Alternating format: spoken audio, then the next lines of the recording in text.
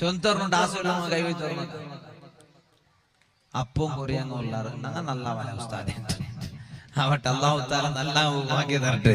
അവനാ ചൊന്നോണ്ട് വന്നേ പള്ളിയിൽ നിസ്കരിക്ക് വരുമ്പം പാപ്പ വെള്ളിയാഴ്ച 2 ജുമുഅത്ത് പള്ളിയിൽ വണ്ടോണ്ടായെങ്കിലും